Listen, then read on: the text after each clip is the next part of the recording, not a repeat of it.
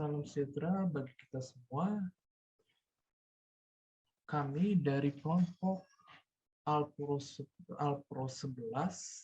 akan mempresentasikan kedua program kami, yakni dari Python dan dari R. Nah, dengan kelompok kerja kami yakni ada Rafiat Malah dengan NIM 120450038, dengan Taufik Kurmansyah Effendi dengan NIM 120450051, Reski Palaman Mulang dengan 120450069, dan saya sendiri, Yusufanya, dengan NIM 120450015. Baiklah, kita akan masuk ke program 1, yakni program Python. Nah, pada kali ini, program Python akan dibawakan oleh Taufik Kurmansyah Effendi.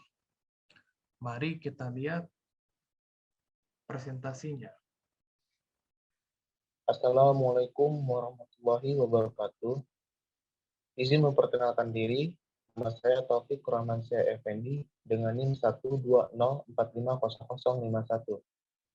Di sini saya akan menjelaskan program Python menghitung jumlah pembayaran. Menghitung jumlah pembayaran pada pemesanan makanan. Program ini telah menggunakan bahasa pemrograman Python dengan menggunakan if dan else. Pemesanan akan mendapatkan diskon dari jumlah pembayaran yang mereka isi. Jika jumlah pembayaran melebihi 50.000, maka akan diberikan diskon sebesar 10%. Jika kurang dari itu, maka pemesanan tidak mendapatkan diskon. Berikut tangkap layar flowchart yang saya buat. Di sini saya menggunakan output. Kenapa saya menggunakan banyak output pas pertama di sini? Yaitu di sini saya akan memasukkan print dengan tulisan yang saya tulis di sini. Contoh kayak selamat datang, maka nanti pada saat saya running, maka akan keluar tulis selamat datang. Berikut output-output yang saya masukkan. Dan di sini output yang saya masukkan untuk bisa melakukan print itu dengan memasukkan tanda petik 2. Terus selanjutnya saya menggunakan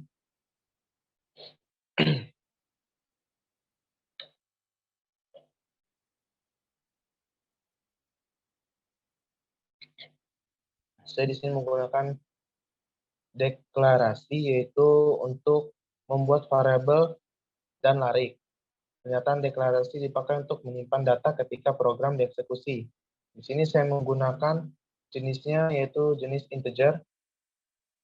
Terus yang saya tulis itu merupakan variabel agar mempermudah untuk melakukan output ataupun input. Terus di sini saya memasukkan output seperti saya jelaskan tadi.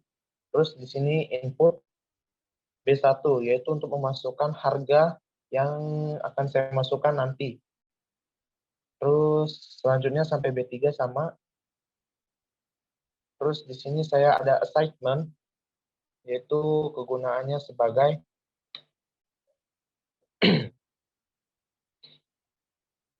untuk menghitung ekspresi dan kemudian menyimpan hasilnya ke variabel. Di sini variabel yang saya masukin itu JB sama dengan B1 plus B2 plus B3, itu untuk menghitung harga yang akan saya masukkan. Di situ ada output JB untuk mengeluarkan hasil dari assignment yang saya masukkan. Terus ada if. Di sini saya menggunakan if untuk menggunakan true or false. Tapi true or false-nya yaitu sebagai di bagian true saya gunakan itu sebagai untuk mengeluarkan hasil diskon atau memasukkan diskon yang dapat saya dapat. Terus di bagian false yaitu untuk tidak dapat diskon. Kenapa tidak dapat diskon? Yaitu karena pembelian tidak sampai 50.000 seperti yang saya jelaskan dari awal. Terus selanjutnya saya akan melakukan running.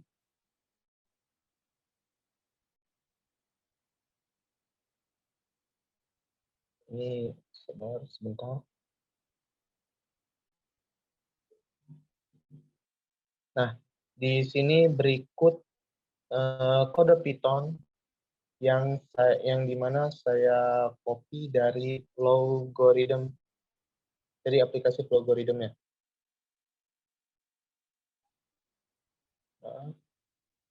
Nah, ini berikut kode Python yang saya gunakan. Terus saya akan melakukan running. Nah, di sini barang satu saya akan memasukkan harganya, yaitu contoh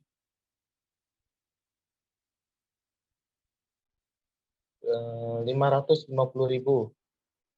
Terus barang kedua saya masukkan 660.000. Terus barang ketiga saya masukkan 770.000.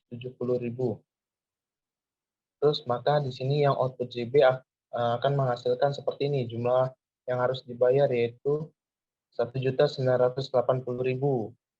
Nah, terus akan mendapatkan diskon sebesar 198.000 karena saya menggunakan diskon sebesar 10%. Terus yang harus dibayar yaitu sebesar 1.782.000. Ini untuk misalnya ingin mendapatkan diskon. Selanjutnya akan saya melakukan running dengan misalnya tidak dapat diskon. Seperti ini. Bisa 7.700. Terus barang kedua 5.500. Terus barang ketiga yaitu 9.900. Di sini hasilnya yaitu 23.100.000, maka tidak akan dapat diskon. Terus untuk melakukan pembayaran akan tetap 23.100. Sekian dari penjelasan mengenai program yang saya buat. Semoga bermanfaat. Wassalamualaikum warahmatullahi wabarakatuh. Nah, setelah kita lihat program yang dibawakan oleh Taufik dengan bahasa pemrograman Python, mari kita melihat program kedua, yakni R, yang dibawakan oleh Reski Manulang. Mari kita saksikan. Baik, selamat malam. Izin memperkenalkan diri. Nama saya Reski Manulang dengan NIM 120450069 dari kelompok 11. Di sini saya akan menjelaskan sedikit program dari R, yaitu uji Bartlett sederhana. Deskripsi. Pada program ini, kami menggunakan uji Bartlett, yang dimana uji Bartlett digunakan untuk menguji apakah K-sampel berasal dari populasi dengan varians yang sama. K-sampel bisa berapa saja, karena biasanya uji Bartlett digunakan untuk menguji sampel atau kelompok yang lebih dari 2. Varians yang sama di seluruh sampel disebut dengan homogenitas varians. Kemudian di sini ada flowchart dari program yang kami buat, dan pada flowchart ini kami langsung menggunakan di flowchart ini terdapat percabangan yang kami gunakan pada program ini. Di sini kami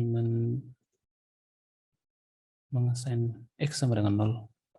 Kemudian sampai pada percabangan for dengan variabel I sampai I menuju 1. Kemudian ada if. Kemudian jika nilainya benar, maka akan sampai ke assign dengan X sama dengan X plus 1. Kemudian akan menghasilkan nilai X.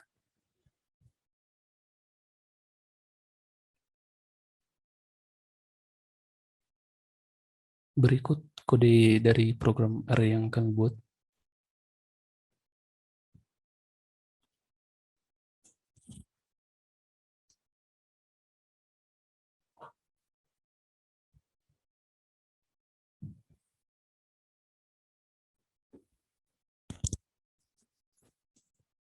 Kemudian langsung saja pada program yang ada di R-nya.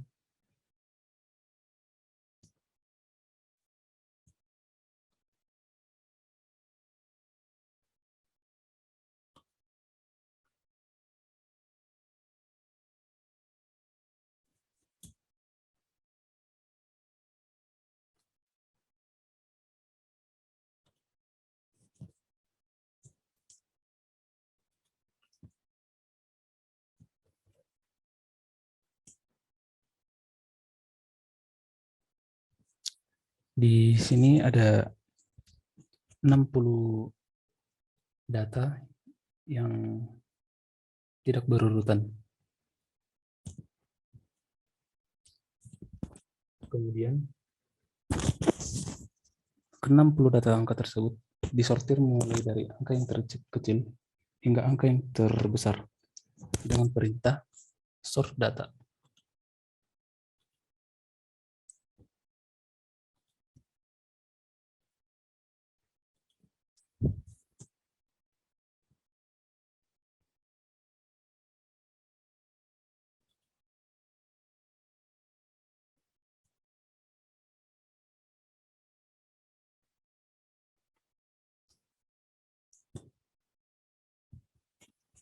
Dapat kita lihat setelah kita menggunakan perintah sort data, angka data ke-60 tadi, sekarang angkanya sudah berurutan dari mulai yang terkecil hingga terbesar.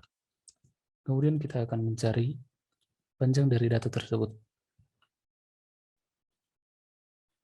Dapat dilihat panjang dari data tersebut atau banyak data yang ada pada data ini adalah 60. Kemudian kita akan mencari nilai terbesar dan nilai terkecil. Di sini dapat kita lihat nilai terbesar dari data tersebut adalah 195. Kemudian nilai terkecilnya adalah 30. Selanjutnya kita akan menentukan banyak kelas dari data tersebut.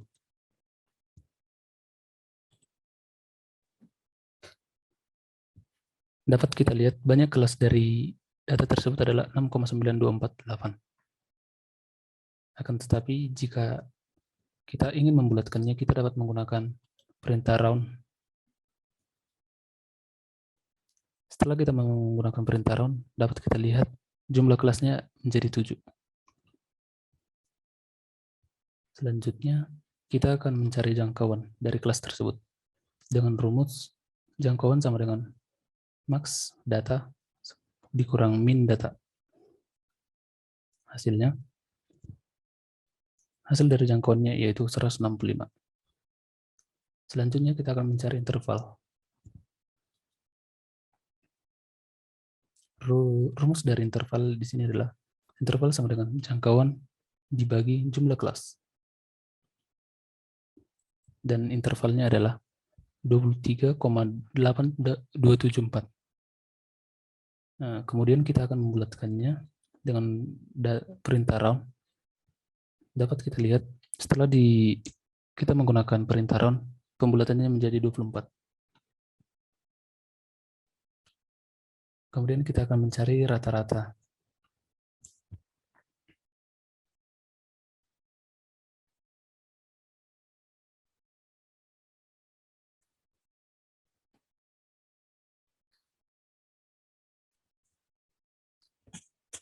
Setelah kita mendapatkan angka terkecil dan interval kelas, kita dapat mencari rata-rata.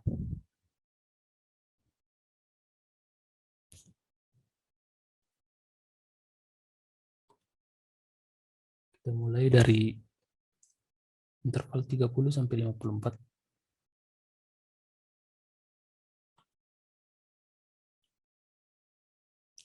Di sini dapat kita lihat rata-ratanya adalah 42. Kemudian dari interval 55 sampai 79, 67. Interval dari 180 sampai 104, maksud saya 80 sampai 104. Rata-ratanya adalah 92. Kemudian 105 sampai 129 dengan rata-rata 117. Kemudian 130 sampai 154, rata-ratanya 142. Kemudian dari 155 sampai 179, rata-ratanya 167. Kemudian yang terakhir dari 180 sampai 195, rata-ratanya 187,5.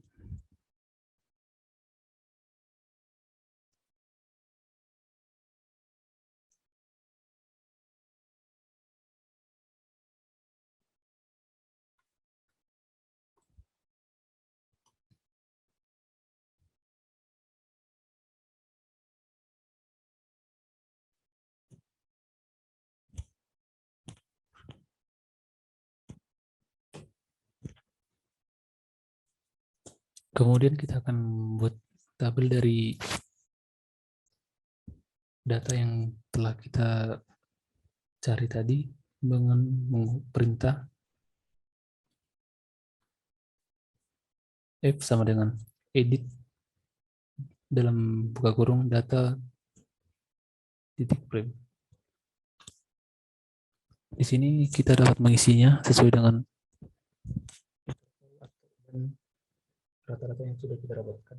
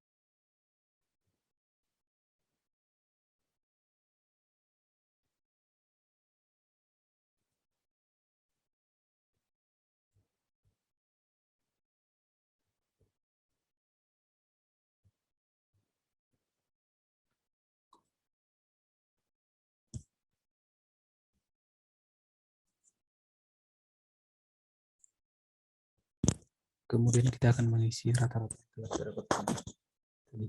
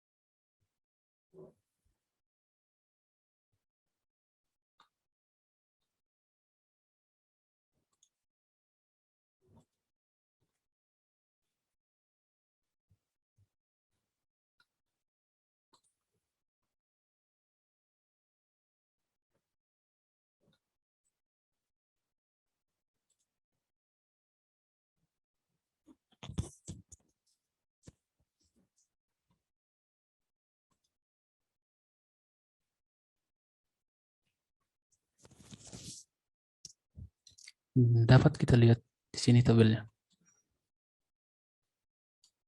Dari mulai interval 30 sampai 54 sampai dengan seterusnya dengan rata-ratanya juga. Kemudian kita akan mencari frekuensi dari data tersebut.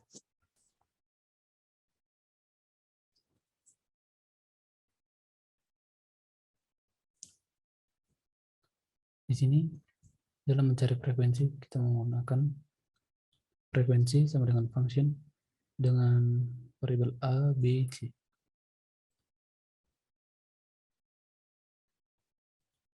Berikut konsep percabangannya.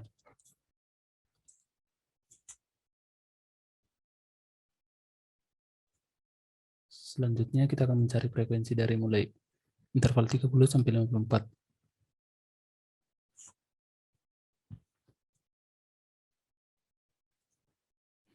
Dapat kita lihat frekuensinya ada 22. Kemudian 55 sampai 79, 14. 80 sampai 104, 15. 105 sampai 129, 3. Kemudian 130 sampai 154 ada 4. Kemudian dari mulai 115 sampai 179, 0. Dan dari interval 180 sampai 195 frekuensinya 2.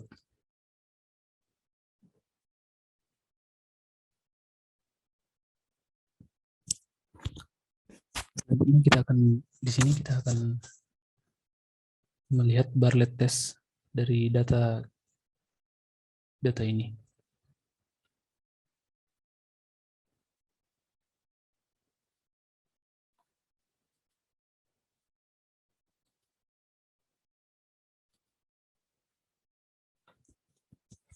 Dapat kita lihat head dari data tersebut yaitu 110, 180, 195, 90, 50, 30.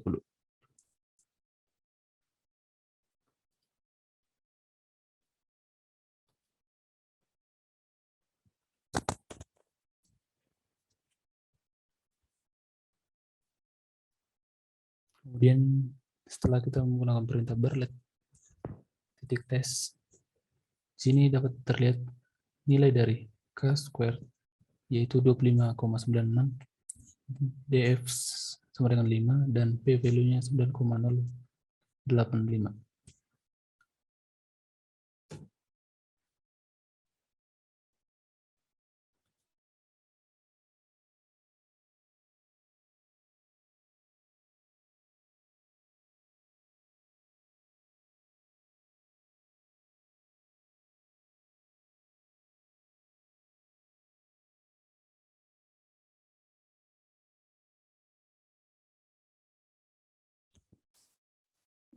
Sekian dari hasil presentasi yang bisa kami lakukan. Jika ada kesalahan dalam tutur kata atau tindakan, mohon dimaafkan. Sekian dan terima kasih. Baiklah, setelah kedua anggota kita telah mempresentasikan masing-masing program yang dikerjakannya, mari kita lihat kekurangannya, serta saran pengembangan atau analisis pengembangan pada program mereka. Nah, kekurangannya adalah satu, program ini masih terbilang sederhana karena program ini masih menjadi dasar dari suatu program-program kompleks lainnya. Makanya program ini dibuat sederhana agar dapat dimengerti. Nah, kedua, program hanya berguna di sedikit bidang atau tidak universal. Nah, contohnya program Python hanya untuk restoran atau warung dengan transaksi tertentu, dan program R hanya untuk beberapa kelompok tertentu dengan bahasa yang asing bagi awam. Nah, ini jadi kekurangannya tersendiri karena program ini masih sangat sederhana, maka tidak bisa diterapkan di segala bidang, yakni tidak universal. Nah, memang program yang kompleks sendiri tidak berguna di banyak bidang. Namun hal program yang kami buat ini belum mencakupi semua yang mendasari program ini. Dan kita lihat tadi bahwa program R itu adalah program yang menggunakan bahasa-bahasa yang tidak awam, yang tidak dimengerti oleh awam. Makanya itu kekurangan dari program kami ini. Nah, saran atau analisis pengembangan dari kedua program tersebut adalah jika program ini dikembangkan lebih kompleks namun ramah penggunaan oleh orang awam, maka akan menjadi program universal. Nah, kemudian lagi dari kekurangan itu, program ini kalau dikembangkan lebih kompleks, namun orang awam sendiri mengerti dan tahu cara mengoperasikan program ini, maka program ini dapat diterapkan ke segala bidang. Sekian dari kami, kurang lebihnya mohon maaf, terima kasih.